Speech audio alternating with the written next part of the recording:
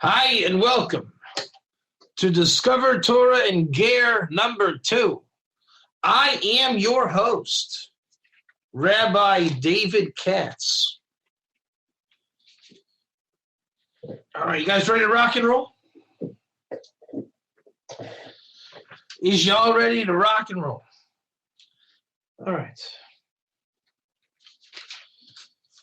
Okay, class number 2. We're in the green book, type 1, because of green book. And I was preparing some things this week. And it turns out in the back of the green book,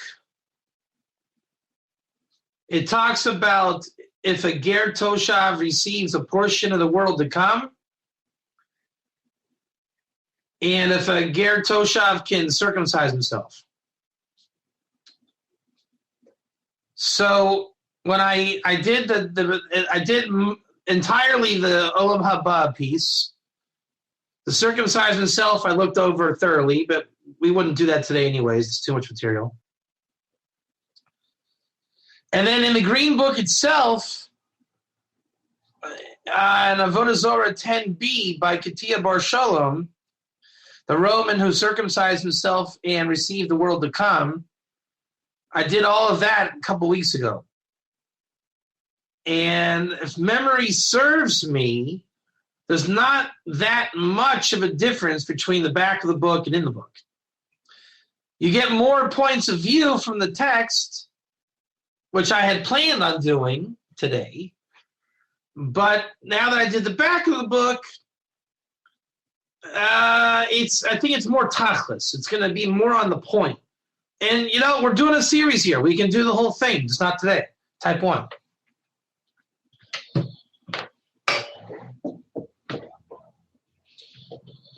All right, so let's go. And I'm going to this is going to be a little bit of a Hamish class today. I'm not going to focus on getting every word right because there's a lot of words here. It's a lot of text for the young philologists that we are, Jacques. What I do want to focus on is giving over the inyan. You understand what I'm saying? I want to give you the inyan. I want you to understand what's going on. All right, so if I look stupid, stumbling over some words, and I pull some witchcraft, it's not witchcraft. I want to skim through and give you the main points. This will not be the most refined class. And you know that we do a kind of a offbeat class every once in a while, type 1. And it could be that I get the words right. It could be like I did it today. I do feel confident, but I'm going to try to explain and read and be a one-man band at the same time while I'm focusing on giving you the ikr. So I'm making no promises. But I do promise you'll get the inyan. All right, type 1. And, here, we're going to start off already with a little bit of a problem. With this word, I know what it is from context, but I don't feel good enough to teach about it. It's I think it's how you pronounce it is, I don't even know how to pronounce it. That's why I feel stupid. Let's look it up. Hey, pay, kuf, ayin, hey. Hafkoa. How's he saying? Let's look it up. Enough witchcraft. Jock, enough witchcraft. And seeing it, and it's just like, I know what it means. When I read it, I know what it is. But we want to be able to give it over, right?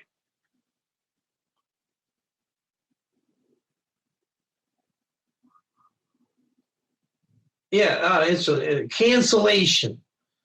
Hafka. There it is. See, it's pronounced Hafka. Right? So it's a cancellation. Release from debt. Wow, that is fascinating. And Jacques, I'm not being facetious. It really is fascinating. That really is. Hafka miyuchedis la'akum meshabis michmas hiyuso oro.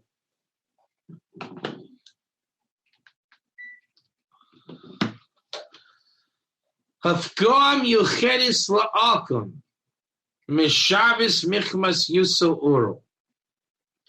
How would you pronounce it? How would you translate that? Hafgah Miyuchedes, like a special release from Shabbos, a special barrier for the Akum from Shabbos because of being uncircumcised. Man, there's so many things I want to give over here. You know that? That's the real tragedy here. That's the real tragedy going on. It's not so bad. We got 1, 2, 3, 4 pages. Let's see if we can do it. And then the other one is a couple more pages. Not too bad. This could be 2 classes. Let's try it. I could use that cup of coffee, Justin Becker.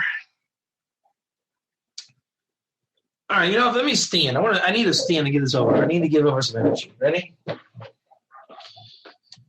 Okay, you guys hear me? You know what? I am going to stand for this class. Hold on. Let me get my stender built up to.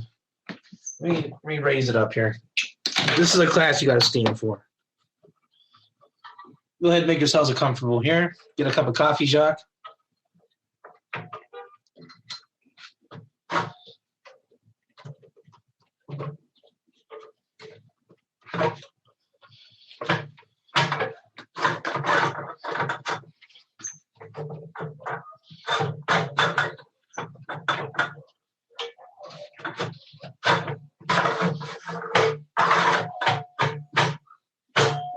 How do you do this?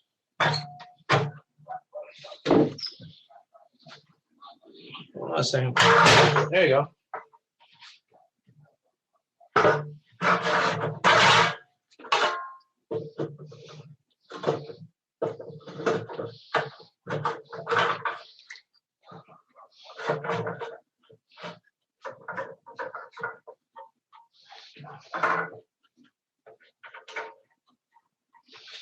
All right. My understander is taller. I will do a lot better of a job. Okay, ready?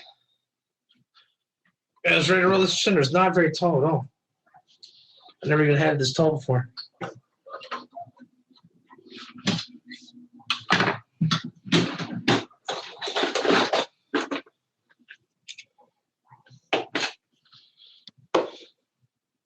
Yeah, we're even. Okay. All right, Jacques, you ready to go? All right, let's give. This is going to be a mini series of at least 2 classes. Right, this part of the Green Book and the next part of the Green Book, but probably more like 3.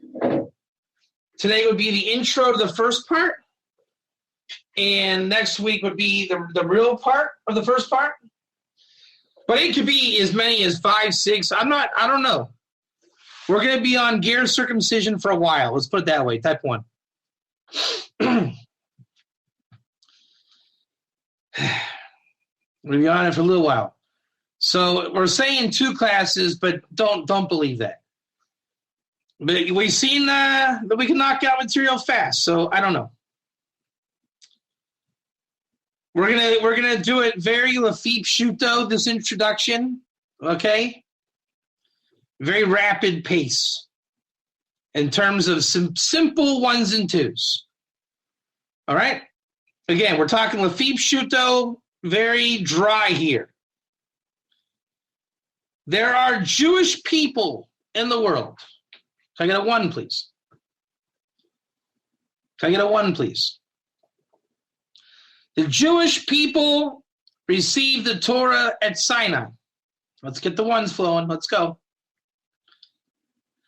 A Jew is identified as someone who is born circumcised. You'll say, that's ridiculous, Rabbi Katz. Everybody knows that Jews are circumcised. They're not born circumcised. That's not what we're saying, Lafim Shuto. What I'm saying is I've never had a foreskin, type 1, right? A Jew is born circumcised. His dad is going to circumcise him. He's never going to understand life uncircumcised. That's a Jew. That is the ikar of a Jew, Lefim Shuto, type 1, if you know what I'm talking about. Type 1, let's go. Remember, I told you, we're making generalizations here, sweeping generalizations. There are Jewish people in the world that have this circumcision thing going on. Meaning, Jacques, what is a Jew? It is someone circumcised. And that circumcision gives them Shabbos, Torah, and a third one. I got to find it here. What's the third one? Bris Milah itself. Bris Milah itself. So a Jewish person will find out that he has naturally been given Shabbos, circumcision, and Torah. Type 1. The non-Jew does not have Shabbos, Torah, or circumcision. Type 1. Now you're going to ask yourself, what is this non-Jew that you speak of? Type 1. Now here's where we're going to get very, very ikar, Jacques. Everybody, can anyone tell me what a non-Jew is? What is the ikar of a non-Jew? What is the ikar? Jacques is right. It's idolatry. Jacques, can you be a little bit more specific, please? Which idolater are you referring to? Come on, let's go. Jacques? Which idolater? No, Jacques. Not Akum. That's a synonym. 7 Canaanite idolaters. 7 nation Canaanite. Type 1. If you are a Canaanite, you are what the Bible is calling an idolater. Type 1. If you are a Jew, whatever you are not a Canaanite idolater. So now you understand the Torah's playground is the land of Israel. The Jews were told to come into Israel, and now it's a battle. Is the land going to be idolatrous or Jewish? Type 1. The whole mission of the Torah is to conquer the land of Israel as Jews, remove the idolatry, and then it becomes a question, what do we do with the rest of the world? Does Ger Toshav exist in the rest of the world? Or can the rest of the world be idolatrous? Is that not the fundamental question of Torah philosophy that people are debating?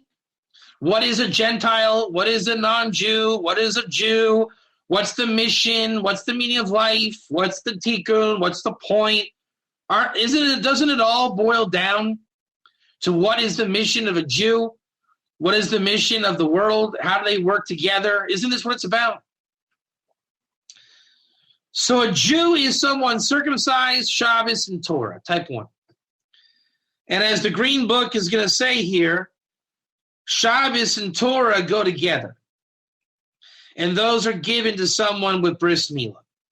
Okay, so a Jew is someone born into that construct, and a non-Jew is an idolater.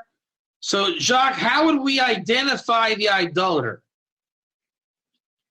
Anyone? John, Justin? 3 J's. How would we identify an idolater? Think Lafib Shuto. No. Nothing to do with Shabbos or Malach on Shabbos. This is a different sugya.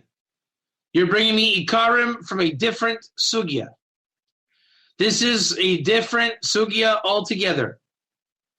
Here we're going to call our 7 Canaanite, yes, John Pring, circumcision. A non-Jew, Jacques, is somebody that doesn't have bris milah. Better yet, then you bring in the goy, akum, all your favorite terms, is someone that does not have bris milah. Thereby, since he does not have bris milah, He doesn't have Shabbos or Torah. As the Torah says, anyone that doesn't have Bris Milah cannot understand Torah. Type 1, Lefi Pshuto Jacques. And Torah and Shabbos are synonymous. Now, how does a person receive the world to come? Is it not by keeping Shabbos, which is 1/60th of the world to come, or by learning Torah, or by having a circumcision? Now, you're going to say the third one is a little hard to understand. That's why we're here learning. For the sake of argument, press 1. All right, so you all see the national mission here, correct? A bunch of people lived a long time ago, and they didn't get the job done. So God came down at Sinai, and he said, we're going to make a whole bunch of people from Abraham inherit Abrahamic stuff called circumcision. That way I can give them the Torah and Shabbos, and they're going to be automatically entered in the world to come on some level for having Bris Milah, for the sake of being Jewish. We'll call that the chosen people. Everybody else in the world has got to figure out what to do next. The Jewish people were going to send into the land of Israel, conquer the Canaanites, who are idolaters with not circumcision, and there will at least be Jewishness in the land of Israel, and then we discuss what to do with the rest of the world. Does Jewishness go out, or do we let the rest of the world remain idolatrous? Does that about sum it up for you guys? In terms of a very scant, basic, philosophical view of the Torah. 1 or 2? 1 or 2? Hello. 1 or 2? Hello.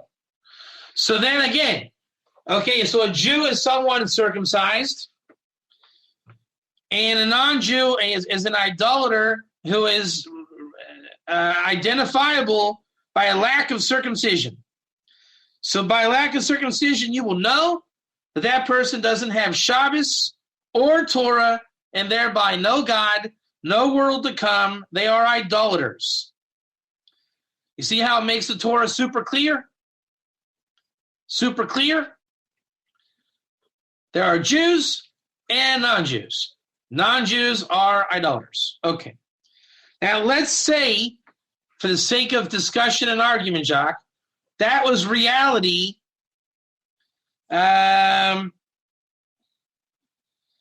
Let's just say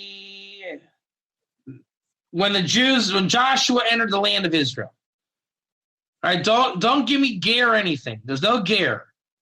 Just real cut and dry here. All right. Joshua goes in the land. This is now the world outlook. 1 or 2? 1 or 2? Now, Joshua and the boys are going to have an impact on the idolaters, correct? Now let's bring in some merit here. Let's say there's a whole bunch of Jethros also. There are these Gerim, and they were at Sinai, they were before Sinai, and they were after Sinai, and they're the Nilva Ger attached to Israel to help in this mission to remove idolatry. We got some good Jethros and Naamans and Aravnas all out there. 1 or 2? 1 or 2? So we'll say that the 4 houses of Israel have always existed. There's always been Kohanim and Levim and Israelites and the Yaels of the world, right? These righteous non-Jews, so to speak, the Gerim, the Nilva Ger on Israel attached for the sake of helping the nation, the greater nation of Israel, remove idolatry from the world. Is that a safe assumption? And we're not talking holy house or non-holy house. We're not saying any of that.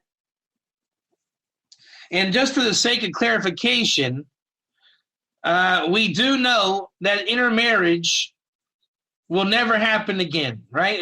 There were special cases where it brought King David in the world in terms of Ruth and Boaz. Is brought down in Rabbi Nebensaul's Sefer. And there was a lot of things like Jacob married 2 sisters, which will never happen again, right? And once there was a King David, the backside got its bribe, so to speak, to let it happen. Like Lot and his daughters bringing King David in the world as well. And then for the rest of time, Jews will marry in the holy house. Non-Jews will marry in the non-holy house. Should a non-Jew wish to marry a Jew, they convert to the holy house of Israel for the right reasons, a proper conversion, and they marry an Israelite or a Levite, and they will not marry a Cohen. Am I crystal clear about that? There will never be a permission again to bring another King David in the world because we already got King David. Okay? The Ger Toshav thing with Ruth, the scriptural level of not doing it is a Jew cannot marry an idolater. And you have to be sure it's not an idolater. And the Midrash and the Talmud state that Ruth was a special Ger because everyone knew she was not an idolater. So she was able to enter into the holy house in a very special way. Just like there will not be anyone ever again like Moshe Rabbeinu. Now, I can say, Rabbi David Katz knows a lot of Torah. Wow, Baruch Hashem. But I am not quite Moshe Rabbeinu, type 1. And there will never be a Moshe Rabbeinu again. Well, Gerim out there will never be a Ruth again. So you can kiss that dream goodbye. Ruth was Ruth, and Ruth brought us King David. King David's the Messiah. We don't need a whole bunch of Messiahs running around. One Messiah is enough. And that's why it's called Mashiach ben David. So God brought the special Gerim in Jethro and Ruth a long, long time ago. If you want to be Jewish, then convert to Judaism. And there's a lot of nice rabbis out there that can help you along that line. Intermarriage, as we know it, between the Jew and the non-idolater in its scripturally permitted ways, which even back then were probably rabbinically prohibited, certainly will never be revisited again. There's no need to. And the Jewish people don't need to do it. They won't do it. We'll never have another episode of Lot and his daughters, thank God. You understand what I'm saying? So the Ramban brings down that God hates what he used to love and loves what he used to hate. And God used to love building up the Israel nation. He used to love that. And now God is not interested in building the nation of Israel. It's already built. God only has one mission in mind, and that is bringing salvation to the nation of Israel. And that salvation to the nation of Israel comes by, obviously, the nation of Israel, but the help of the righteous Gerim, as it's brought down in Midrash, Kabbalah, Hasidus, the Nevuahs, the prophecies. We know that the Ger have a big help. Marrying Jews is not a way to help the Jewish people. It's not a way to help the world. In fact, it's illegal. Right? So the Gerim should marry Gerim, and the Jews should marry Jews. After the time of Ezra, there was a lot of Jews doing intermarriage back then, and they tried to make it kosher, and it didn't work. It really didn't work. It almost destroyed the nation. So just because the Torah let certain things happen, just like Lot with his daughters was technically allowed by the Torah, that doesn't mean go and do it. The rabbinic tradition exists for a reason. We don't necessarily follow every single Torah law just because it's permissible. Something that is theoretically permissible doesn't mean go ahead and do it. The Midrash says that in the end of days, the pig will become kosher. Does that mean that we should run out and eat pig just because it's kosher? No, there's never a reason to eat pig. If you take a cold piece of meat and a cold piece of cheese and you happen to eat them together because they fell on one another and you didn't know it, were you guilty of eating a cheeseburger? No, because the scriptural is cooking a kid in his mother's milk. So does that mean that we can go out and open a cold-plated McDonald's cheeseburger shop for Jews? No, doesn't mean that. Just because something is rabbinically prohibited doesn't mean, oh, good, let's go and do it.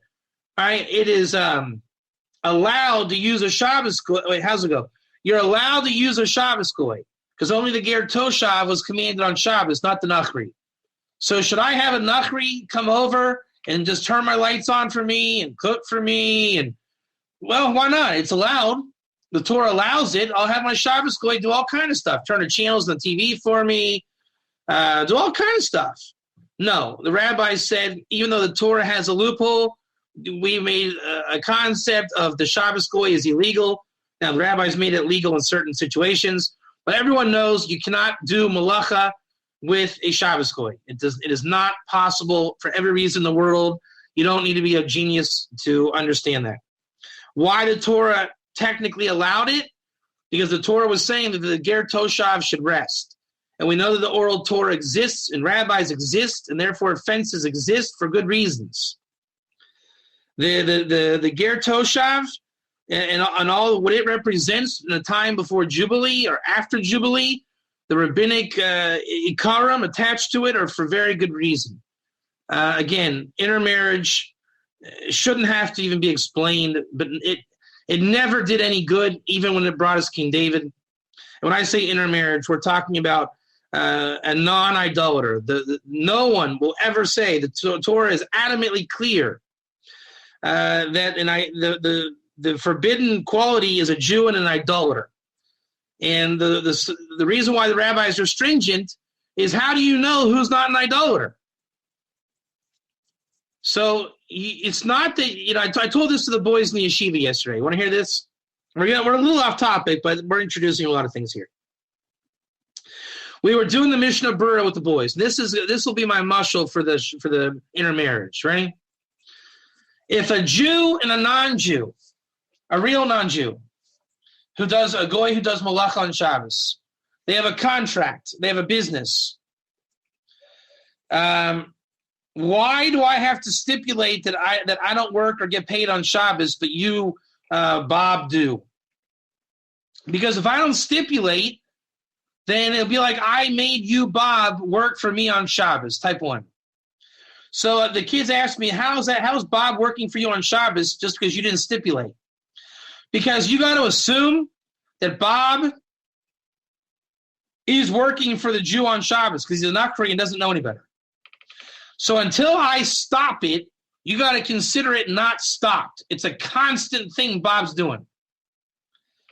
So Ruth is making a straight line for Boaz and the holy house of Israel, right? She will not be stopped, type 1. If anything short of that, then it's not a kosher thing. I think we can all agree that Ruth was special, that she knew exactly that she was bringing David in the world and that she belonged in the holy house with Boaz. Agreed?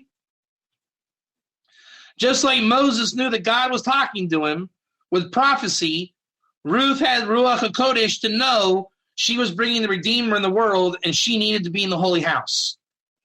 If you don't know that you need to be in the holy house, then can you just wander into the holy house? No. But if you want to convert, that's not the same as Ruth either. You can convert all you want. Conversion is a different thing. That's saying I'm going to put myself in the holy house so that I can do X, Y, Z. But Ruth didn't sit and do some kind of conversion. That's why she was a special kind of ger. She just went there. She was never not there. A convert realizes that they should be there. Ruth never realized that. Ruth was always there. Not I should be there. It's an I am there. You understand Ruth's dilemma? I am there, so why am I not? Well, why do I appear that I'm not there? And that was a special time in history, Ruth and Jethro. So the rabbis understood that kind of ger will never happen again. That was for the coming out of Egypt and bringing us the complete redemption. Thereby, conversion industry was established, and there will never be a test like Ruth, and that's why Samuel wrote the book of Ruth. So for the rest of time, unless you're a Jew, you marry in the non-holy house. If you're Jewish, you marry in the holy house. You don't go out of the holy house. And the non-Jew can enter the holy house should they have a kosher conversion. Because again, the fear is idolatry. No idolatry can enter the holy house. And you don't just say, well, I don't believe in idols, therefore I belong in the holy house. No. There can be no hint. It's almost like saying, are you righteous versus do you even have a Yetzer Hara? How many of you can say that you have no Yetzer Hara? Right? None. How many of you can say that you had a Torah revelation from God on the same level of Moses? Absolutely, God just spoke to me. No, you can't. Moses was the only one in history to have that level.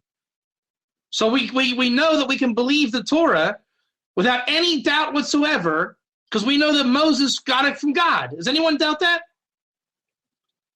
Does anyone doubt that? One or two.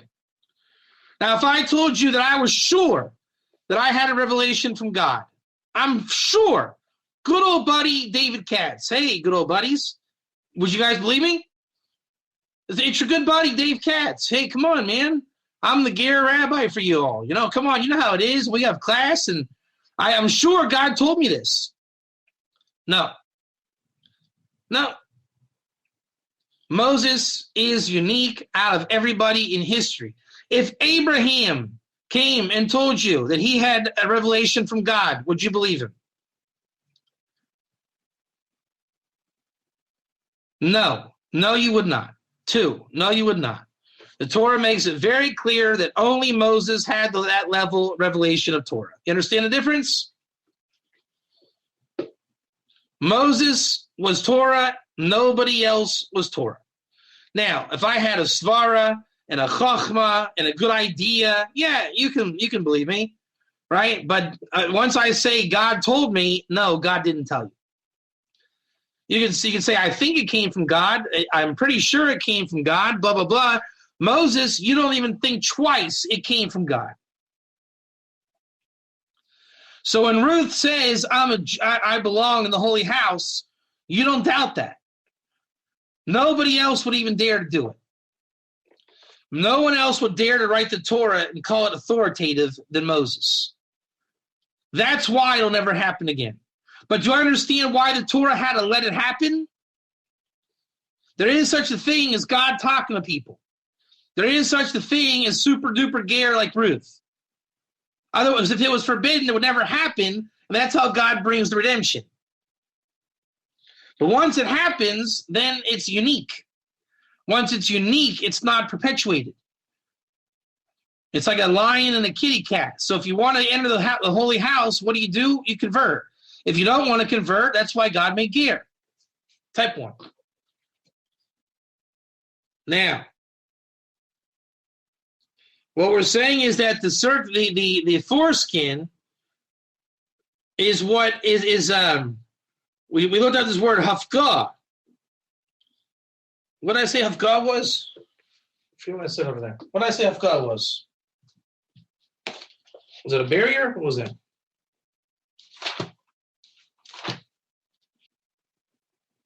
Cancellation, release from debt. Cancellation, release from debt.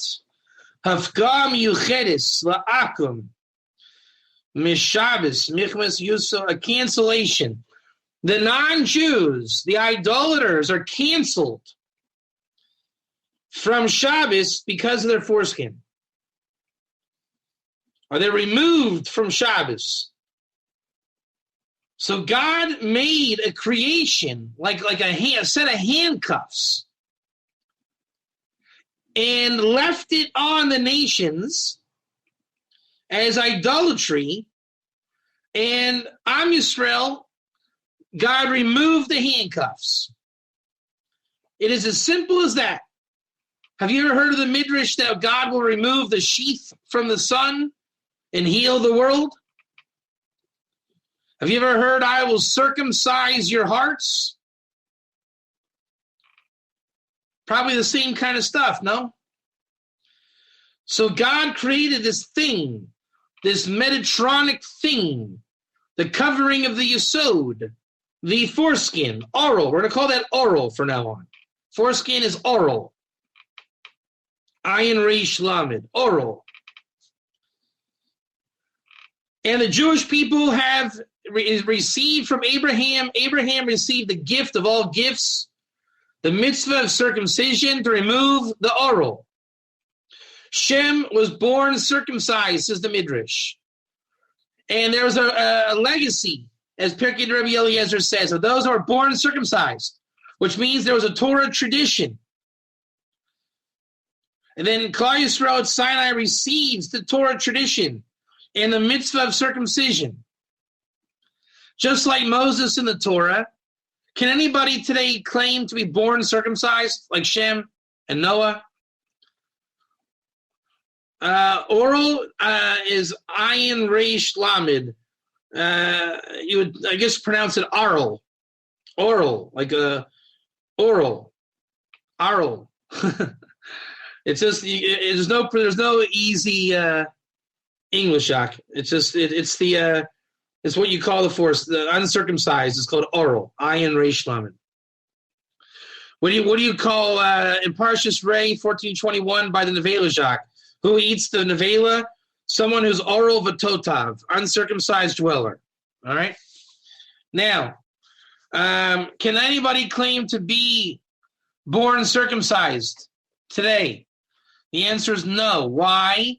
Just like Moshe got the Torah and nobody else. Ruth made it over and no one else. Because God gave the mitzvah of circumcision to the Jewish people. So there will never, ever, ever be again someone born circumcised. It doesn't need to be. So if you say, well, I was born circumcised, or I know someone was, okay, it's a coincidence. You still need to take a drop of blood, and that is the halacha. Right? Because it's tikkun versus tohu. There's a concept. They're both, but we perform that. No one is circumcised without the performance or the ritual. That's why it's called a mitzvah. It's something to do. There are no mitzvahs that we don't do. You do the mitzvah. God sanctifies through the mitzvot. So then at Sinai, Am Yisrael moves forward, and Shabbos and Torah move forward. And let's just say we go and conquer the land of Israel. We get rid of the Canaanites. We build a temple. We fell victim to Avodah Zarah type 1. We didn't do the job right. We get kicked out and go to Babylon and come back, build a temple. And now something very, very amazing happened. Very amazing. The Avodah Zarah was just too hard. We couldn't overcome the foreskin and the nations. Intermarriage, immorality, right? The foreskin itself was too great to overcome, type 1. It's an amazing thing that God creates flesh that is so Metatronic that one aspect of flesh destroyed the temple and kept us from performing our mission. I mean, it sounds just so weird, right? Just perform circumcision and it's over. And perform circumcision the right way and the world is healed. Right? It's like, Adam in the garden was trying to figure out what do you do with the body that we're placed in. So something very interesting happened in the second temple. Idolatry becomes invested with religion. Right? So now the nations start to enter tikkun. So now the idolatrous non-Jew claims that his foreskin is not because of some kind of illicit reason. He says that Yashka gives me the world to come dafka because I have a foreskin, right? And the Jewish people cling to their mitzvah and Torah, and they're saying, we are inheritors of the world to come because we keep the Torah and mitzvahs, type 1. Even on the most basic level, they kept circumcision. They may have not been the most righteous people all the time, but we do know they kept circumcision. So Russell told me the New Testament, I never saw this, is all about the circumcision and how it's an abomination and slavery. Is that true? I never saw it, obviously. And so the church then takes its Avodah Zarah and says, we're gonna give it a little less Avodah Zarah. We're going to bring back Yashka, and we're going to put it in Shituf, right? So now the foreskin has the connotation through Shituf, right? No longer is it saying I'm an idolater, I go against God. It says I have a foreskin, therefore I get in the world to come. You see how it does a 180 from the Torah? All the world eventually comes under the wings of exile, and the foreskin mirror is this, right? 180 degree rule. And now the foreskin is easier to conquer because it lost its power. It said that the rabbis prayed for the removal of the Avodah Zarah. Because when you have idolaters using the power of the foreskin, that is a tumah on the world that's very hard to conquer.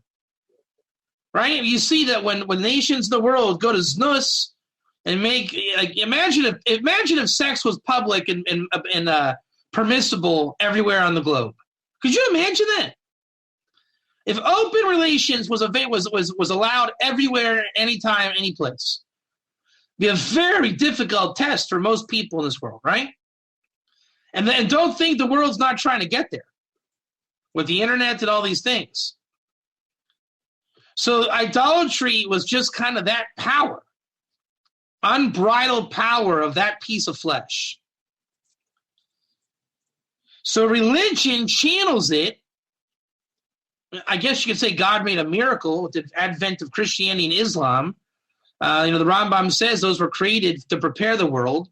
And I'm not saying those are any great entities, but they certainly got to be better than 7 Canaanites. Right? Shituf has got to be better than Avodah Zarah Mamish. So the Shituf then says, the foreskin will be that which enters you in the world to come. And now you have a perfect 180-degree rule with Judaism, which says the circumcision is our rule of how we get the world to come. So the stage is set in the last 2,000 years. Can we agree on that? Can we agree on that? So now God does a miracle and removes idolatry. I mean, we know this. The Talmud talks about it. The rabbis daven for a miracle. Avodah Zarah is just too hard. So prophecy got taken away. Right? The whole I will circumcise your hearts, because the nation of Israel had a circumcised heart, which was prophecy, and things just went too much. So the klipa came back, prophecy went away, the foreskin lost its power, Shituf was born, and you got religion. The temple's destroyed.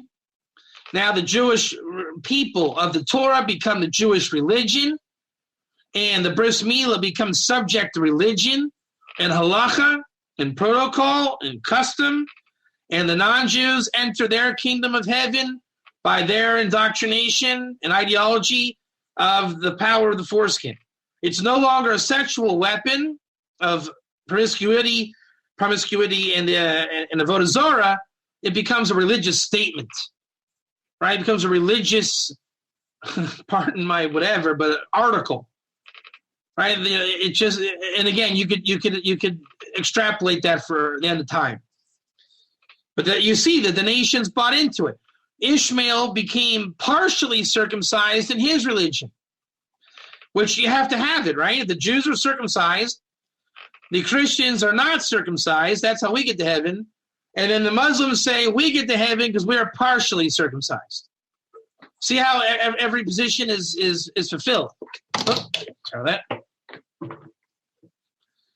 So now that religion comes in and the temples are destroyed, Avodah Zarah is gone. I'm not an expert on that. Russell told me no, the New Testament's against it. What happened with Christianity is that this is big for Ger right here. The 7 Canaanite idolater goy was gone. Type 1, because that's important. 7 nation Canaanite idolater goy disappeared. Just like the prophet disappeared, God never told me anything anymore, which means the rabbis now are in power.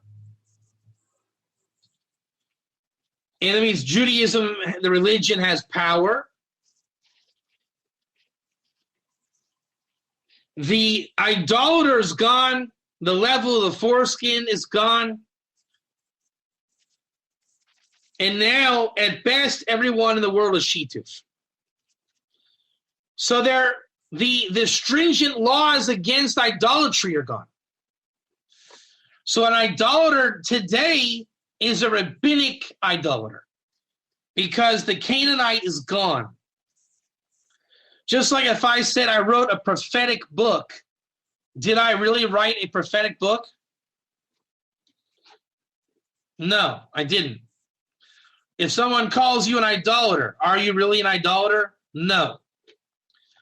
Because the flesh itself changed. So there are those that are like idolaters, and there are those that are like prophets.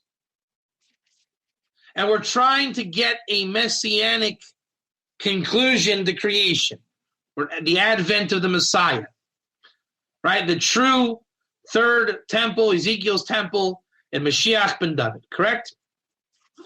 So we're trying to restore prophecy, circumcise the hearts. The nations are trying to gain their foreskin back with the internet. Religion is trying to hold on to its corruption in the foreskin.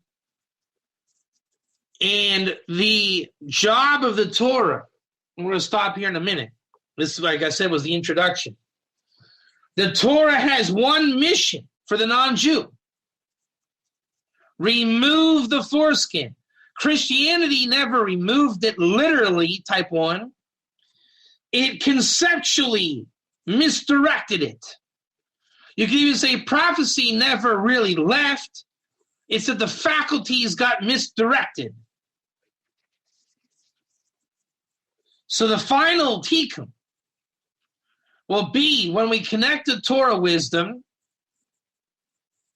and the nations have to figure out how to remove the foreskin on whatever pleases God on that level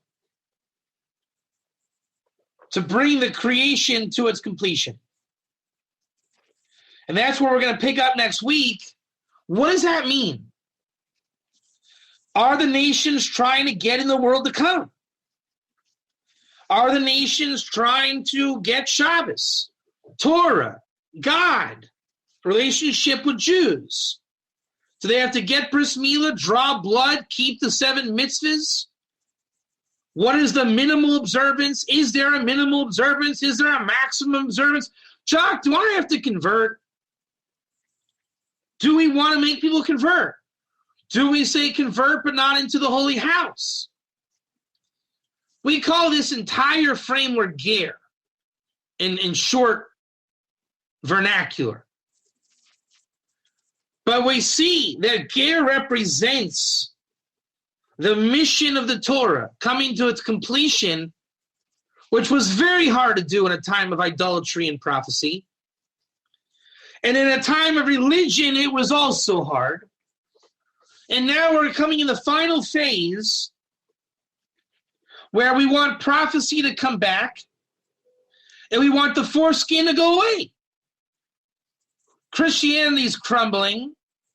Judaism is still thriving. But we wanted to elevate into the true, pardon my expression, they call it messianic, but that's what it is. We're talking true Messiah, right? Geula Judaism. And we got to figure out the Ger. That seems to be the gateway.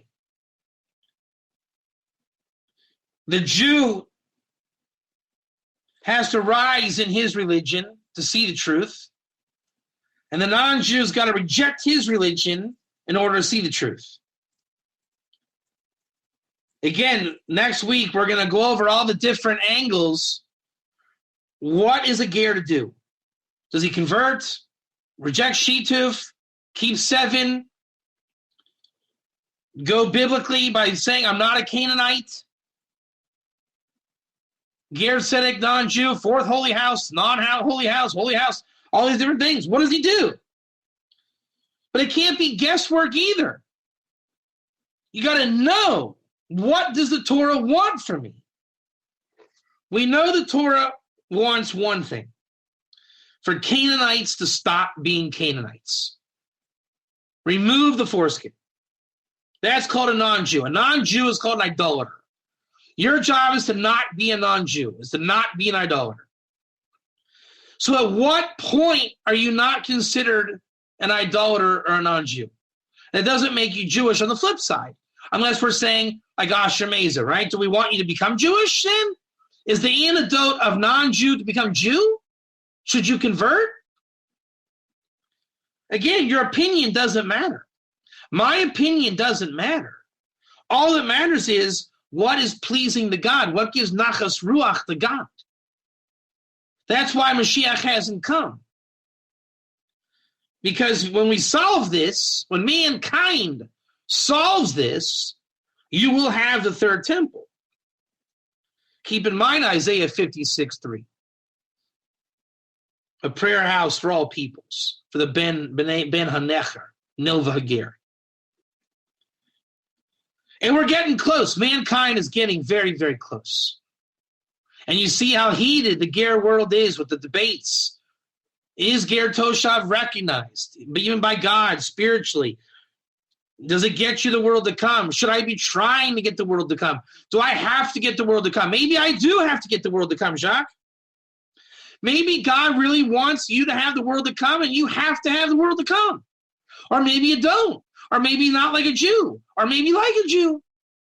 Or maybe like something else. Type 1 if you hear all these questions. The Green Book goes over all these different angles.